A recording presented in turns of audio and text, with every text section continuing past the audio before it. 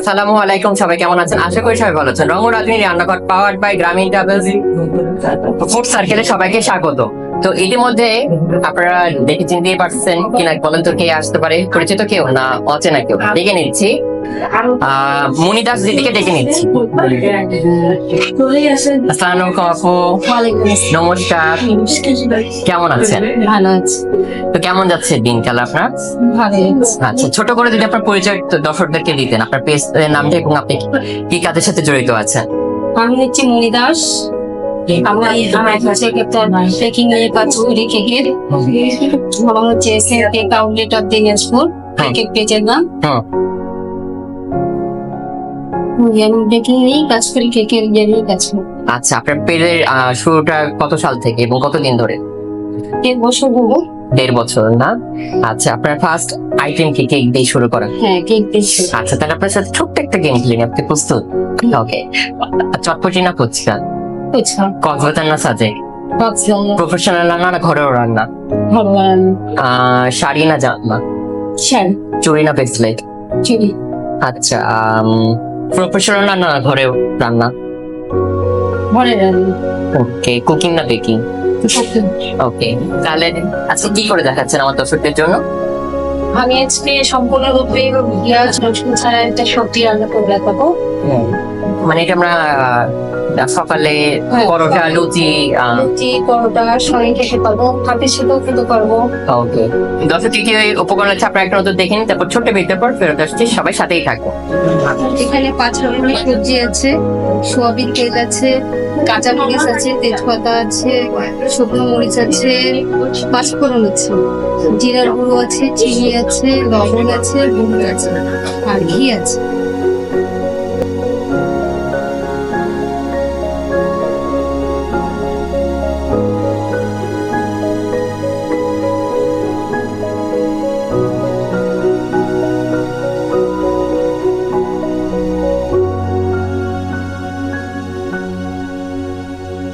দর্শক বিরতির পর ফেরত আসলাম রং ও রাঁধুনি রান্নাঘরে। তো আপু তো আমাদের আজকে করে দেখাচ্ছে 5 রকমের সবজি দিয়ে আমাদের একটা সবজি রান্না। আচ্ছা, তো উপকরণ তো দেখে নিয়েছেন, তাহলে আমরা এখন মেন প্রসেসে চলে যাই।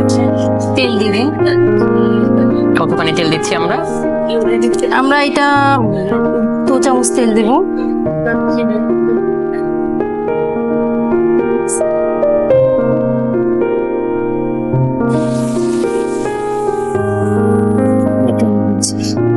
আমরা আগে কড়াইটা ধোয়া ছিল, তারপর আমরা একটু মুছে নিলাম।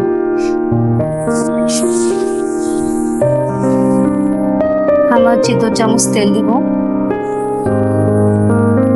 এখানে কি কোনো পরিমাপ আছে তেলের? না, মানে হালকা তেলে সবজি তো হালকা তেলে খেলেই ভালো। তেল যত কম খাওয়া যায়। তেল যত কম খাওয়া যায়।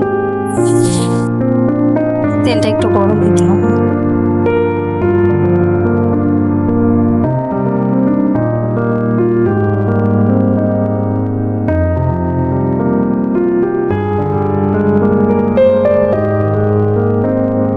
হঠাৎ এই লাইনে কেন দিদি আসার ইচ্ছা হলো? আমি রান্নাকে অনেক ভালোবাসি, সে কারণে আমার খুব ইচ্ছা যে আমি ভালো ভালো রান্না করে মানে সবাইকে একটু খুশি করতে পারি। আচ্ছা, আপনার জীবনে কি রান্না প্রথম রান্না ছিল? প্রথম রান্না? হ্যাঁ। প্রথম রান্না আমি রোস্ট, মুরগির রোস্ট রান্না করেছিলাম। রোস্ট আমার খুব পছন্দের একটা খাবারের মধ্যে পড়ছে। আমি এখন এক তেজপাতা শুকনা মরিচ দেব একটা। হ্যাঁ।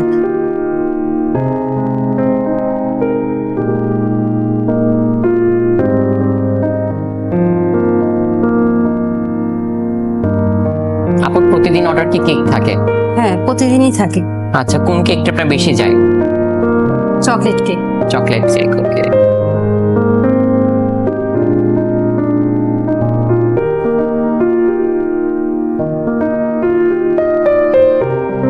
আমরা একটু 5 ফোড়ন দেব।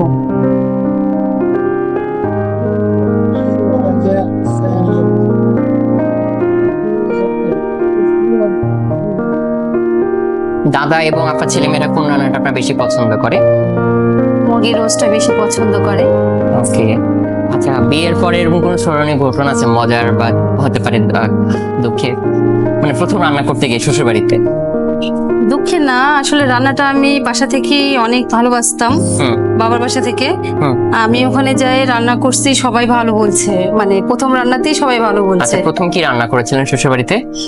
খাসি মাংস আর পোলাও। ওকে।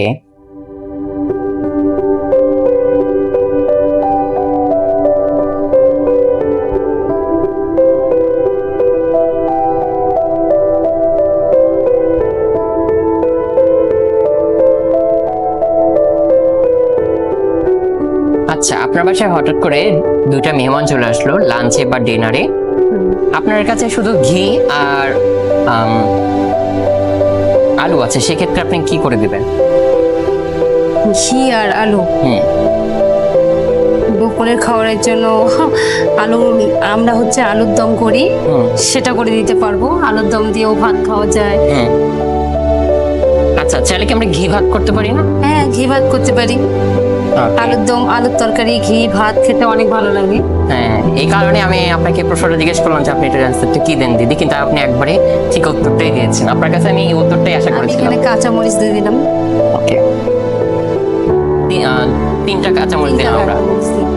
কারণ সবজিতে বেশি ঝাল ভালো লাগে না। আমি কি আস্ত দিলাম না একটু ফেলে দিয়েছি? আর একটু ফেলে দিয়েছি।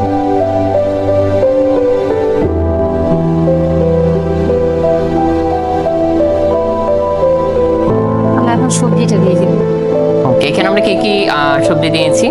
আমরা এখানে মিষ্টি কুমড়া দিয়েছি, বেগুন দিয়েছি, গাজর। পেঁপে দিয়েছি, গাজর দিয়েছি, পটল, মানে বর্তমান যে যে সবজিগুলো পাওয়া যায় প্রায় সব। আমরা তাহলে সব রকমের সবজি দিয়ে করতে পারি যখন যে সিজনের সবজি যখন থাকতে পারে। যে সিজনের থাকে। তাহলে দিয়ে দেন দিদি।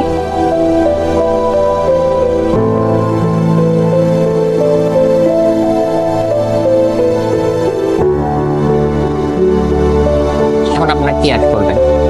আপনি নাড়েন। একটু ইয়া হোক তখন দিচ্ছি।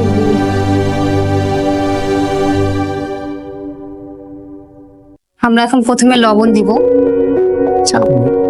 হাত দিয়ে দিলাম, আমি হাত ধুয়ে দিচ্ছি। আগে থেকে হাত ধোয়া ছিল? হ্যাঁ, আগে থেকে আমার হাত ধোয়া ছিল। পরিমাণ মতো লবণ দিলাম। আপু, এই পর্যায়ে আমরা কি করব? এই পর্যায়ে আমরা লবণ দিলাম, এবার হলুদ দিব। পরিমাণ মতো হলুদ। পরিমাণ মতো হলুদ দিব। হলুদটা কি কালারের জন্য না? হ্যাঁ, হলুদটা কালারের জন্য দেব। এই লবণ হলুদটা দিয়ে একটু ইয়া হবে। পানি ছেড়ে দিয়েছে মনে হচ্ছে হ্যাঁ। একটু। পানি ছেড়ে দিয়েছি। আমরা একটু জিরা ধনিয়ার গুঁড়া দেবো। একসাথে মিক্সড করা? হ্যাঁ, জিরা ধনিয়া একসাথে মিক্সড করা আছে। কতখানি দিচ্ছি এখানে আমরা? এই 1 চামচের মতো।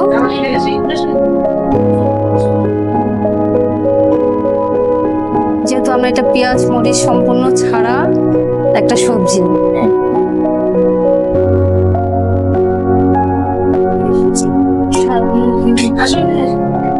আমরা এটাকে এখন ঢেকে দিব। কতখানির জন্য? এই 10 মিনিটের জন্য।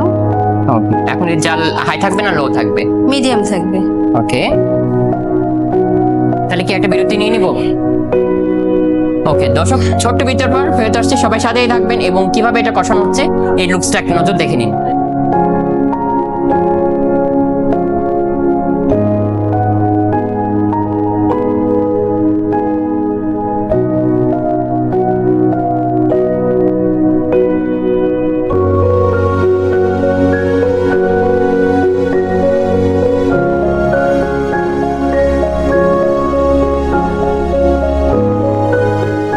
বিরতির পর ফেরত আসলাম রঙন রাঁধুনি রান্নাঘরে। তো আপনারা কিভাবে কষানো হচ্ছে সেটাও দেখে নিয়েছেন। এখন ইতিমধ্যে ডান হয়ে গেছে, তাই তো? না, এখন একটু সামান্য চিনি দিব আর ঘি দিয়ে নামিয়ে ফেলবো। এটাকে টেস্ট ব্যালেন্স করার জন্য আমরা একটু সুগার দিতে হবে। এটা আমরা অনেক সময় আমাদের এদিককার মানুষ যাই উত্তরবঙ্গের মানুষরা টেস্ট ব্যালেন্স করার জন্য একটু সুগার অ্যাড করে তরকারিতে। একটু সুগার, একটু ঘি, 1 চামচ ঘি, একটা আলাদা ফ্লেভার আসবে। ফ্লেভার আসবে।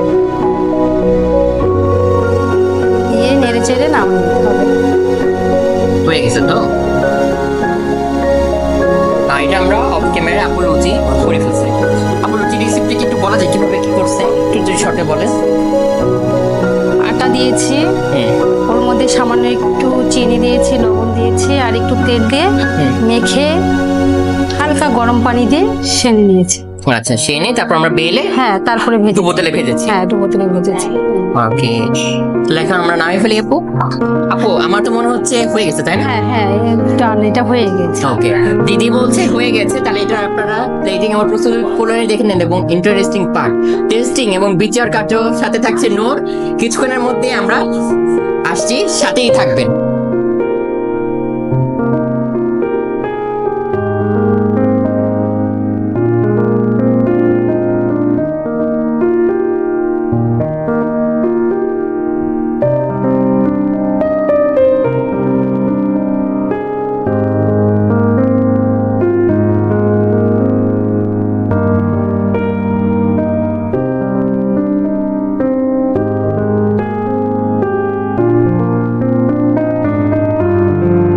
দর্শক বিরতির পর ফেরত আসলাম রঙ্গন রাঁধুনি রান্নাঘরে। তো ইতিমধ্যে কিন্তু আপনারা একটা প্লেটিং ও প্রস্তুত করে দেখে নিয়েছেন। তো যেটা আমাদের মানে খুব সুন্দর একটা মুহূর্ত, যেটা আমরা হচ্ছে করে থাকি দিনাজপুর থেকে চালু করলাম। এবার নূরের আইডিয়া কিন্তু টেস্টিং করব। এবং আমাদের দিনাজপুর জোনে 10 জন পার্টিসিপেট আছে, 10 জন না 9 জন পার্টিসিপেট আছে। 9 জনের মধ্যে ফার্স্ট সেকেন্ড থার্ড হবে। তো দিদি এখন আমরা পুরোটা টেস্ট করবো এবং মার্কিং করবো। তুমি নাও। এবং নূরকে অসংখ্য ধন্যবাদ এরকম একটা আইডিয়া আমাকে দেওয়ার জন্য। এটা আমার মাথায় কখনো আসেনি যে না এটাও নিয়ে কাজ করা যেতে পারে। আসলে পেঁয়াজ মরিচ ছাড়া যে এত সুন্দর একটা রান্না হয়, যে দিদি হচ্ছে আমাদেরকে শেখাইলো। এটা তো পুরা ঘরোয়া নিরামিষ, একদম হ্যাঁ, নিরামিষ। একদম পেঁয়াজ মরিচ রসুন সব মানে কিছু ছাড়া। টেস্টটা দেখতে কত সুন্দর আসছে। মানে মনে হচ্ছে আমার পেঁয়াজ মরিচ দিয়ে যে রান্না করলে যে স্বাদটা হয় না, তার থেকে আরো বেটার হয়েছে মনে হচ্ছে, আমি মনে করছি। অরিজিনাল সবজির একটা টেস্ট আছে এবং সবগুলা একটা ভালো হয়েছে। এবং এটা লুচি দিবা যেটা দিদি বললেন, বা গরম গরম ভাতের সাথে খুব মজা লাগবে খেতে। চলো আমরা মার্কিং করে দিই।